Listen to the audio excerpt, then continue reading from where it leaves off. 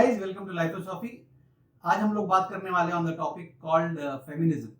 अब ये फेमिनिज्म क्या चीज है, किस किस बला का नाम है, what is this basically and how is it affecting the entire social order दुनिया भर में, इसका कैसे प्रभाव पड़ रहा है। पहले तो हमको समझना चाहिए कि फेमिनिज्म ये जो वर्ड है, it has been created by the western thought process और फिलोसफी से आया है।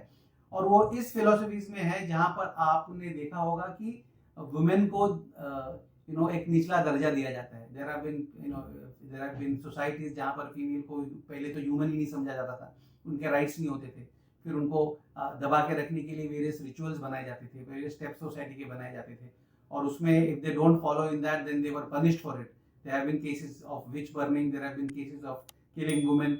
और ये सब जहां पर सोसाइटल इम्बैलेंस है, वहां पर ये जब वो सोसाइटीज रिवोल्ट हो गई mostly in the 1920s 30s 40s में, उसके बाद ये concept of trying to stand up for your rights आ गया, विच इज फेमिनिज्म। बट ये फेमिनिज्म क्या ये यूनिवर्सल है? तो concept is you have to understand, काफी जो पुराने धर्म है या पुराने ट्राइब्स है, जहां पर आज भी ये concept of difference is not there. Men and women are treated at the same level, their importance is also taken, where women के ओपिनियन को भी इंपॉर्टेंस दिया जाता है। तो क्या ये फेमिनिज्म का कंसेप्ट जिसमें एक औरत मर्द से कम्पीट कर रही है, लेकिन द प्रॉब्लम इज कम्पीट करते करते वो भी मर्दों के जैसे बनने का, कपड़े पहनने का, लड़ने का, झगड़ा करने का। So it is trying to take up all the aspects of men जो आपको अच्छे नहीं लगते, उनमें वही एस्पेक्ट्स आप अपने में डालकर आप वो झगड़ा करने की कोशिश कर रहे हैं, फाइट करने की कोशिश कर रहे हैं। पर इससे सोसाइटी में काफी रेस्टलेसनेस आ रहा है। आप देख रहे हैं एज ऑफ नाउ जहां जहां पर फेमिनिज्म का डंका ज्यादा बढ़ने लगा है, वहां पर you have seen women getting independent, which is good, but they slowly they move away from the concept of being with men, working with men, trying to understand. पुराने marriages where they used to be there for till they die, people used to be together. आजकल you are seeing that every 2 years people change partners, marriages के, divorces के rates क्यों हो रहे हैं? Basically any home, any society is the sole reason वो घर बनता है is because of the woman, the feminine in the house। आपको ये समझना पड़ेगा कि कोई भी घर को अगर a true home बनाना है तो उसके अंदर फेमिनाइन का पावर होना जरूरी है। और what is this feminine power? There are masculine powers, there are feminine powers, और we have to understand feminine power is more about creativity, beauty, tenderness, delicateness, ये सब जो चीजें हैं, which is sensitivity, emotional connect, ये सब चीजें feminine की जो है, तो वो धीरे धीरे in the garb of trying to be a feminist, people are fighting and trying to kill that in a woman and trying to make the woman be more always on the aggressive mode of fighting with the men.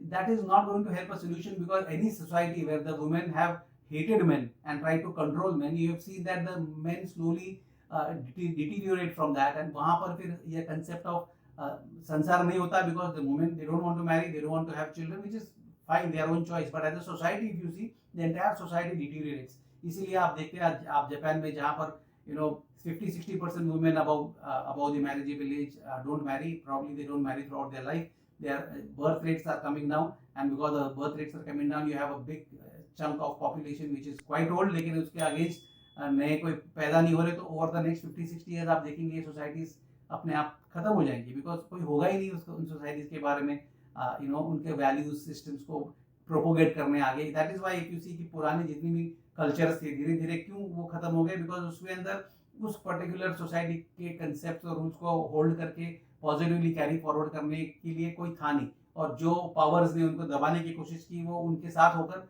उन्हीं powers को खत्म करने में लग गए। So which whether if you look at the Roman culture और दी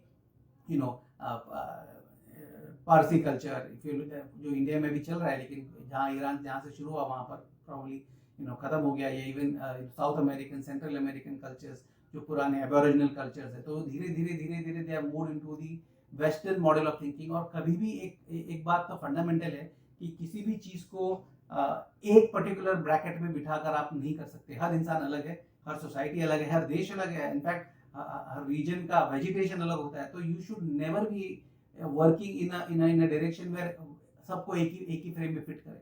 तो कहीं पर where any action, any activity जो एक सेट ऑफ रूल्स करके जाए, तो वो भी एक तरह का रिलीजन हो गया, और उस रिलीजन के अंदर फिर वो रिस्ट्रिक्शंस आते हैं, यू आर कैंसल आउट और you are hated for not being this. तो ये सब is always going to act in a negative and detrimental manner, जो सोसाइटी को ग्रोथ में और फ्यूचर में हेल्प नहीं करेगा. So I would strongly say that you have to, of course there has to be rights, of course there has to be equality, but at the same time you have to understand that feminism is different from feminine, और feminine होना चाहिए society में, लोगों में, individuals में. इसलिए आप काफ़ी देख रहे हैं कि बहुत सारे मर्द धीरे धीरे फेमिनाइन बन रहे हैं और बहुत सारी औरतें धीरे धीरे मैस्कुलिन बन रही है. तो ये एक तरह का इम्बैलेंस क्रिएट हो रहा है धीरे धीरे सोसाइटी में, और that is going to create more issues rather than solving the years. Humanity इतने सालों से जिंदा रह पाई है in spite of all the natural calamities and other struggles that they had.